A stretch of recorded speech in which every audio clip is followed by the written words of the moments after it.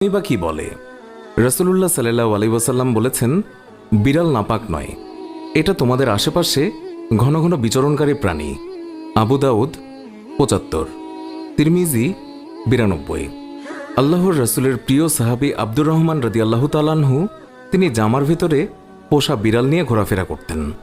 একদিন তিনি জামার আস্তিনের নিচে একটি বিড়াল ছানা নিয়ে রাসূলুল্লাহ সাল্লাল্লাহু আলাইহি ওয়াসাল্লামের দরবারে তিনি উপস্থিত হন। সেই সময় বিড়ালটি হঠাৎ করেই সবার সামনে বেরিয়ে পড়ল। এই অবস্থা দেখে রাসূলুল্লাহ সাল্লাল্লাহু আলাইহি ওয়াসাল্লাম তাকে রসিকতা করে ইয়া আবু হুরায়রা, অর্থাৎ হে বিড়ালের পিতা, এই বলে সম্বোধন করলেন।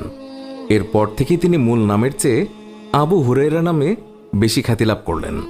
আর সেই দিন থেকেই তিনি নিজেকে আবু হুরায়রা নামে পরিচয় দিতে তিনি বেশি পছন্দ করতেন। আল্লাহর রাসূল সাল্লাল্লাহু আলাইহি ওয়াসাল্লাম তিনি যখন ওযু করতেন তখন নিজের ওযুর পাত্র থেকে